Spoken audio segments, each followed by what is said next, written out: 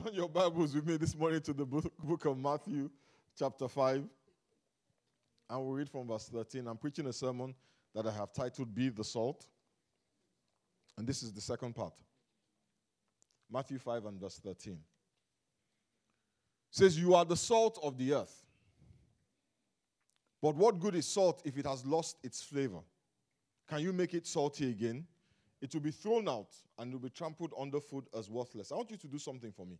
I want you to turn to the person sitting next to you. Turn to the person sitting next to you. Turn. I didn't ask you to kiss them. I just said turn. You all are acting all like, oh my God. He asked me to turn.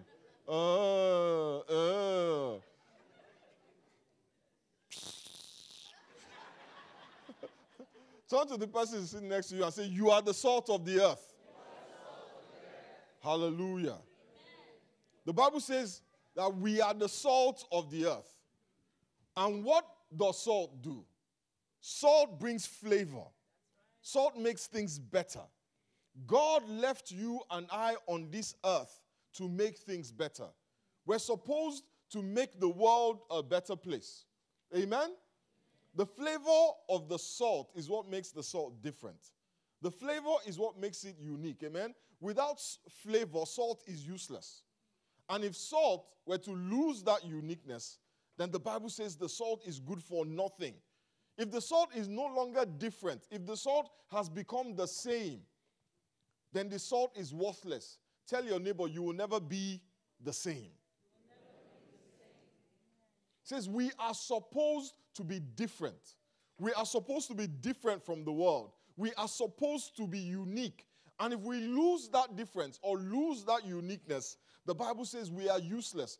We cannot change the world by being like the world. We cannot bring transformation by being the same. We must remain different. We must be unique. We must have flavor. Amen?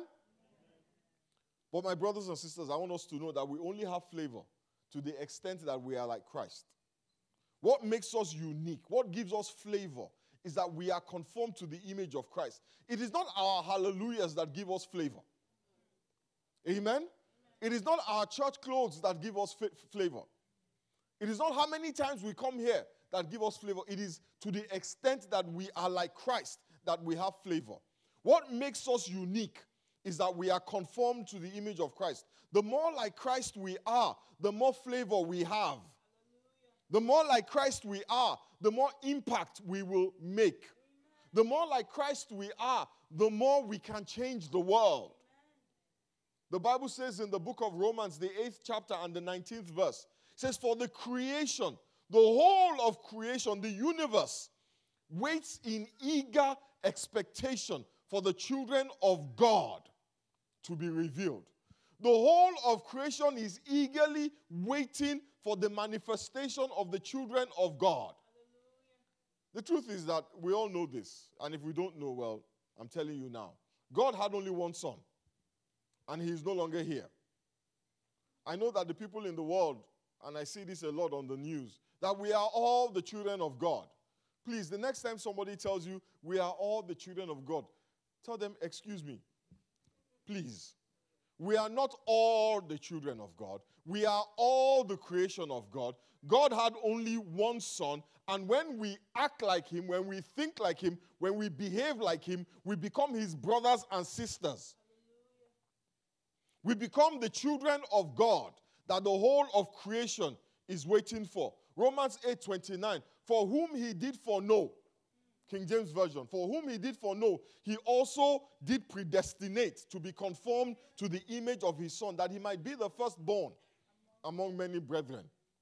Modern day English. For God knew his people in advance.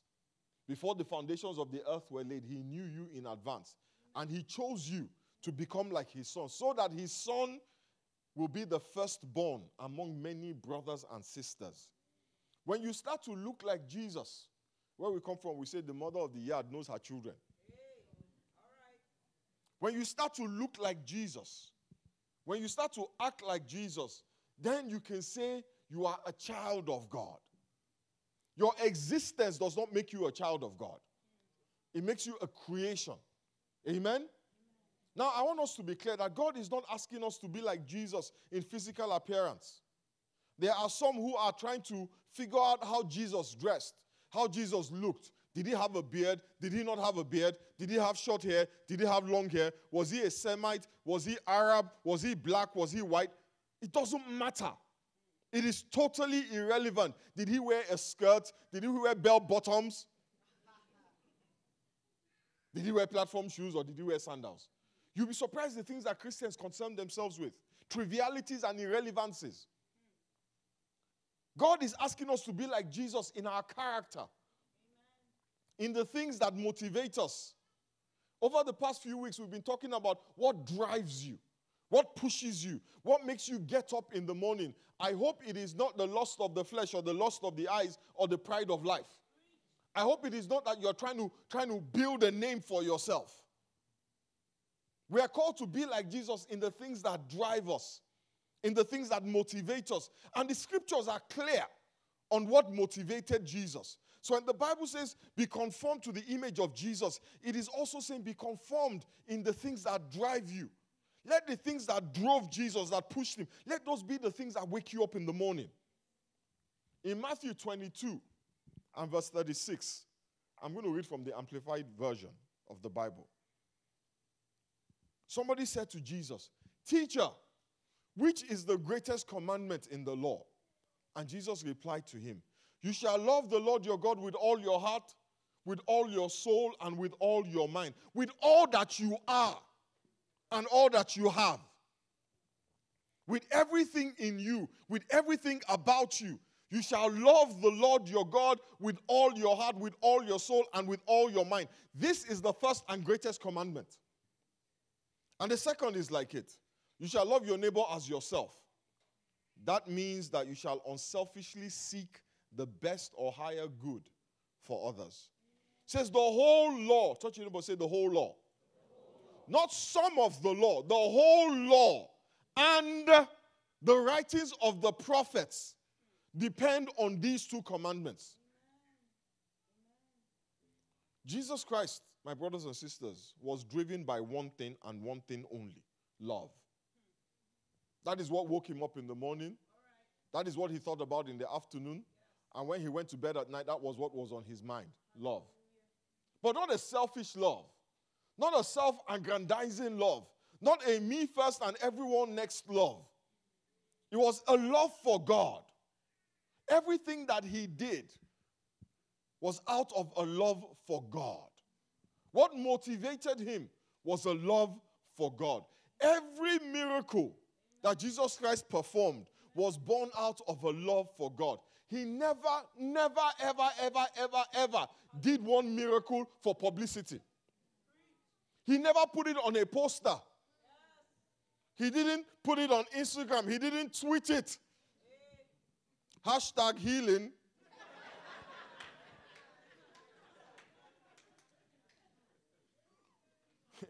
It's trending now. Hashtag. No. He never performed the miracle to get attention. And every miracle was a manifestation of love. A love for God. So let's talk about love for a minute, yeah? What does it mean to love the Lord your God with all your heart, with all your soul, and with all your mind? Does it mean you go out and you buy him flowers? Because that's what we all think love is. You just buy God some flowers. Or send him some heart-shaped emojis. You know, blowing heart-shaped kisses. Really? Let me show you what it means. John 14 and verse 21. I'm going to read from the New Living Translation. Switch off your phone. It's okay. Just switch it off. No biggie. Or go and answer it outside. Better still, switch it off. You see, now you've distracted me. That's why you should always switch off your phone when you come into church. In fact, I'm not preaching again. John 14 verse 21 says, "Those who accept my commandments and obey them, they are the ones who love me. And because they love me, my Father will love them. And I will love them and I will reveal myself to each of them. John 14, verse 23. Again, the New Living Translation. Jesus Christ replied, all who love me will do what I say. My Father will love them, and we will come and we will make our home with each of them. 1 John chapter 5 and verse 3, the New Living Translation. It says, loving God means keeping his commandments. And his commandments are not burdensome. See, loving God is really very simple. Jesus Christ made it very clear for us. Loving God is obeying God. So when Jesus Christ said, you shall love the Lord your God with all your heart, with all your soul, and with all your mind, he's saying you shall obey God with all your heart, with all your soul, and with all your mind. It's simple. There's no deep revelation there. You don't need to fast and pray for 21 days to know what it means to love God. Jesus Christ was clear. He says, if you love him, you will do what he says. You cannot claim to love God as we do these days and walk in disobedience. You know, in premarital counseling, by the way, if you want to get married, if you're thinking about getting married, if you've met somebody that you think you might want to marry, you need to go for counseling. Amen? You need to do what? Tell your neighbor you need to go for counseling. If you're not married. Listen. Do not make the mistake. You know, one of the things about life, my wife always says this. To be a hairdresser in America, you need a license. You need to take a class. Yeah, just to cut hair. You need to take a class. You need to do some kind of apprenticeship. Yeah, and then take an exam before they will give you a license to cut hair. To cut hair.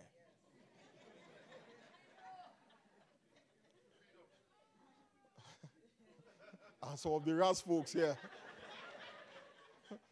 need to do freedom. Wow.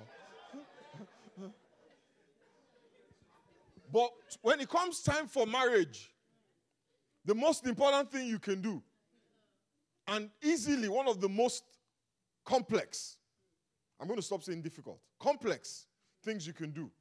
No education, no training, nada. No exam. Just boy meets girl, girl meets boy, they fall in love and they marry. And it's all good. Hey, keep on living. So you need counseling. You need a little bit of training. Just one or two things about communication. Yeah? Do you realize that communication is only 7% of what you say? The remaining 93% of communication is your body language, your tone, and your gestures. I love you.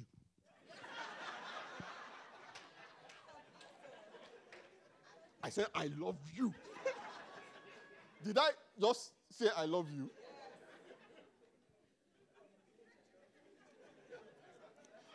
Or did I say, if I beat you? And even with counseling, it's tough. So without counseling, Okay, let me go back to my sermon. There's somebody here that is about to get married. You need to get counseling. Don't marry in secret.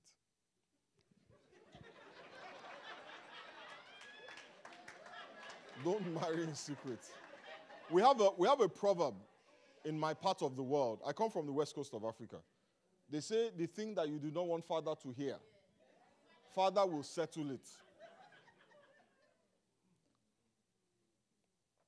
Yeah. Okay. In premarital counseling, there's a principle that we teach. It's called the principle of love languages. It basically states that every human being has a language with which they hear love and through which they communicate love. How many of us have heard of love languages? Excellent. Oh, very well educated folks. Amen. See, there are 5 major love languages for the people who don't read and don't know about love languages. 5 major love languages.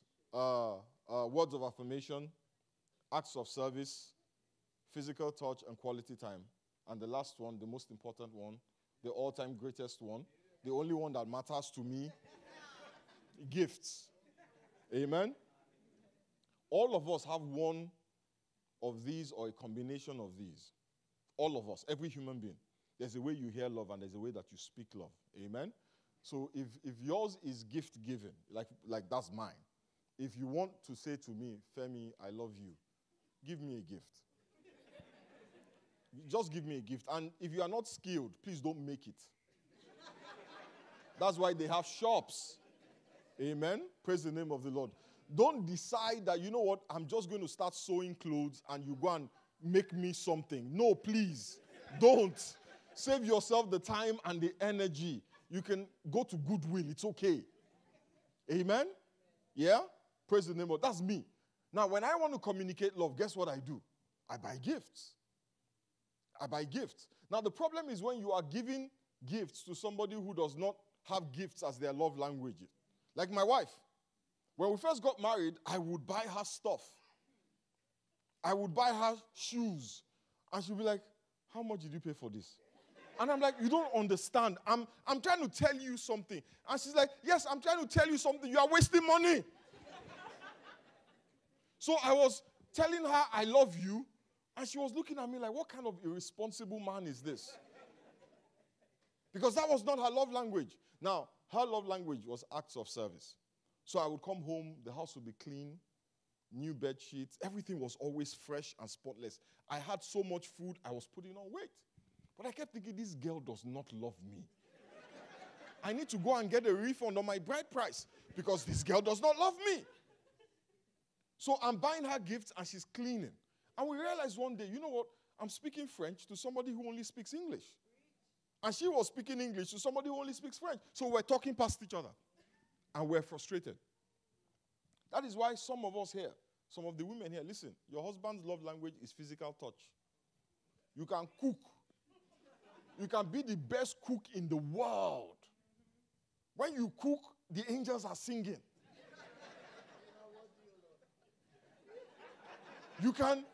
The house can be spotless. So clean that you can eat the food you cooked on the floor. And your husband comes home and he doesn't see it. He's not an ingrate. You are not speaking his love language. If you want to speak his love language, close the door, turn off the lights. He will hear love.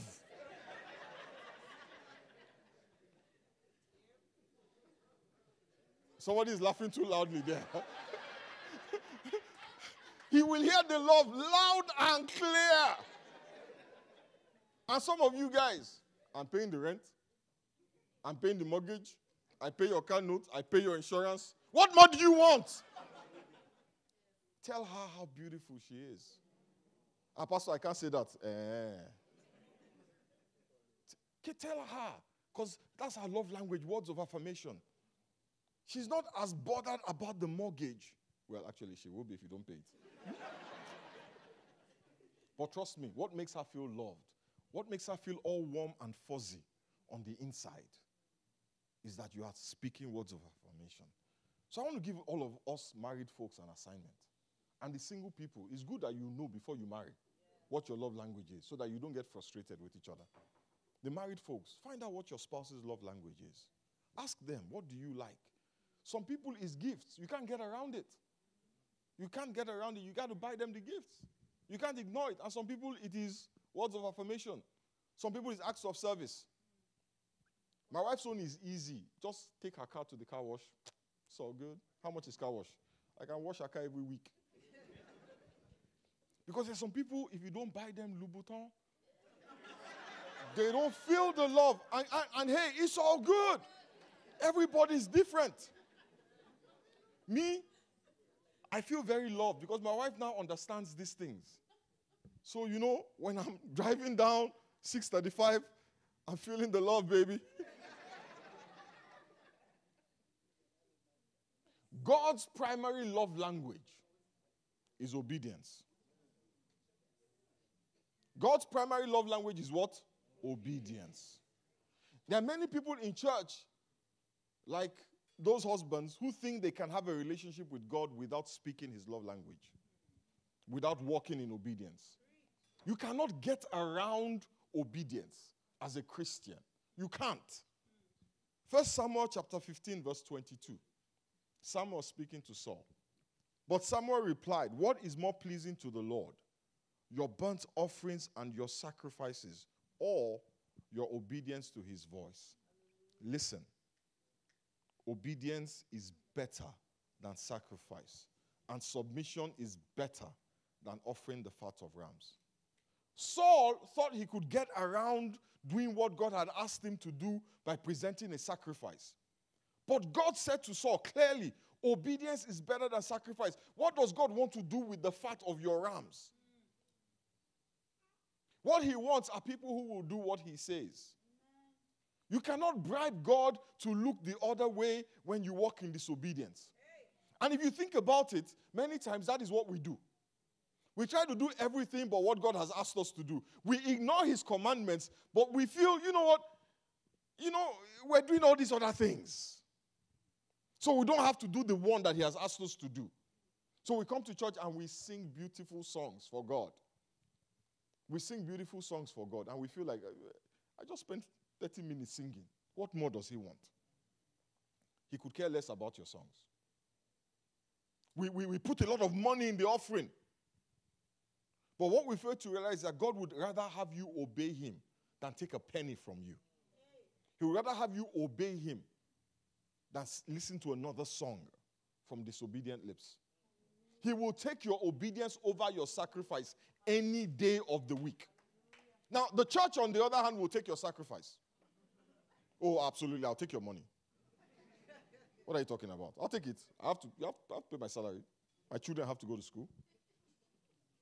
I'm serious. I'll take it. And that's what happens. And because the church takes it, we think God has accepted it. We've got all these cathedrals we're trying to build.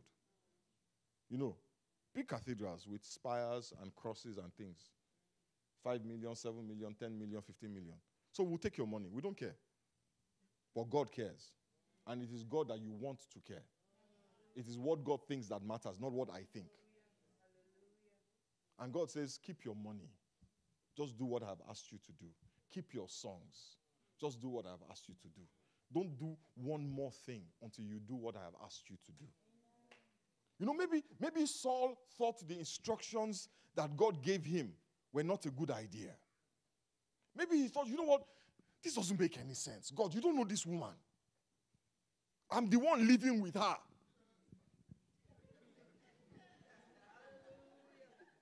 Maybe he thought, he had a real-time perspective. God wrote this thing how many thousands of years ago? He's not living in real time. This is live here. But really, at the root of his disobedience, at the root of all disobedience is pride. It is a sense that one knows better than God, that one understands deeper than God, or that one sees more clearly than God. That is why Samuel told Saul in verse 17 of that 1 Samuel 15. Saul said to Samuel, when you were small in your own eyes, God chose you to be king. When you were the least of the least of the least of the least, God chose you to be king. Now that you feel you have attained something, you know better than God. And many of us, we look at our financial status or even our age. I've been on this planet for 50 years. What are you talking about? We look at the success that we think we have attained and acquired, and we bask in the admiration of those around us. Everybody tells us how smart we are, and how sharp we are, and how intelligent we are, how beautiful we are. We get caught up in our own hype. We drink our own Kool-Aid, and we want to stand shoulder to shoulder with God. Have a debate with him. Have an intellectual conversation with him. Have an argument with him, and you think you're going to win. We forget that it was not our wisdom that brought us to where we are. And we start to esteem our own intelligence or our own knowledge higher than that of the Almighty God. Everything that Jesus did was an act of obedience. In John chapter 4 and verse 34, he says, my nourishment comes from doing the will of God, who sent me, and from finishing his work. In John chapter 5 verse 30, he says, by myself I can do nothing. I judge only as I hear, and my judgment is just, for I seek not to please myself, but him who sent me. Who are you trying to please? Jesus said, I seek not to please myself, but him who sent me. But we have this brand of Christianity today that is evident in some of the memes that we put on the internet. A self-centered, selfish, me first and everyone next mentality. And God has become a means to achieving that. John chapter 6 verse 38. For I have come down from heaven to do the will of God who sent me, not to do my own will. Whose will are you trying to do? In Matthew 15:24, when Jesus Christ met the Canaanite woman, and he would not give her, he followed the will of God to the point where he would not give the woman what she wanted. He said to her, I have only been sent to the lost sheep of the house of Israel. Jesus Christ understood mission. The Bible says, you and I, we have been chosen not to have big houses and better cars. Not even to live the good life. We have been chosen to be conformed to the image of Christ. But let me show you something about Jesus Christ that many of us here may not know or may have forgotten. In Colossians chapter 1 and verse 15, I'm going to read from the New Living Translation. It says, Christ is the visible image of the invisible God. Christ is the visible, the one that you can see. The visible image of the invisible God. How? How did he become the visible image of the invisible God? John chapter 5 verse 19. Can you pull it up? John 5 and verse 19. Thank you. So Jesus explained, I tell you the truth. The Son can do nothing by himself. He does only what he sees the Father doing. Whatever the Father does, the Son also does. That is how Jesus is the visible image of the invisible God. Because he sees God, and whatever God does, he does. So that when you see him, you have seen God. Because he's literally mimicking God. He's copying God. He's imitating God. So he's taking the invisible and he has made it visible. It says, whatever the Father does, the Son also does. So every step that you saw Jesus Christ taking, it was God taking those steps. But God is invisible. So we don't see him, but we see Jesus. That's why the Bible says he's the visible image of the invisible God. And what was Jesus doing? He was walking in obedience. So when you and I walk in obedience, and this is not blasphemy, we too can, like Jesus, be the visible image of the invisible God. So when people, when people say you are the only God the world may ever know, you're the only God the world may ever see, it's true. And the reason why people don't see God is because we're not conformed to the image of God. We are not like Jesus saying, we do what we see him do. When the Bible says that the whole of creation is waiting for the sons of God, this is how it happens. A bunch of people all over the world asking and obeying, trying to figure out what God is doing, what God will have them do, and trying to obey it. That is what drove him. Love. And that love is expressed through obedience. We can't get around obedience. But you see, the problem that many of us have is what we have been called to obey. Amen? I'm going to talk about that next week. What are you supposed to be obeying? Leviticus? Deuteronomy? That's a lot of stuff. It's a lot. Many of you are in disobedience if it is Leviticus and Deuteronomy, because I can see some people wearing linen and leather. You will be stoned.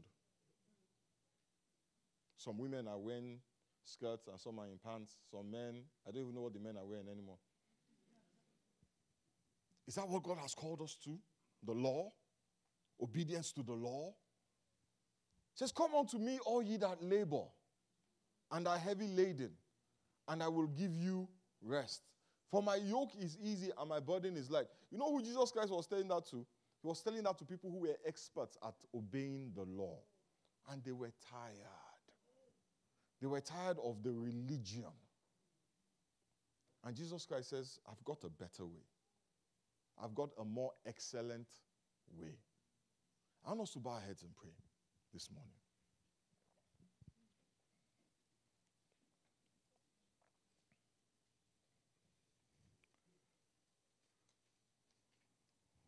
Ask God to reveal himself to you. Ask God to open your eyes and open your heart and open your ears that you may see him, that you may hear him, that you may perceive him, so that you can obey him.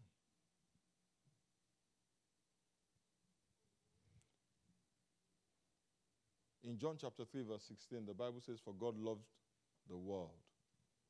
He loved the world so much that he sent his only begotten son. One of the things that Jesus Christ was sent to do was to give each and every person here an opportunity at life. One of the things that he came to do was to make sure that anybody who is willing will not have to die, but live forever.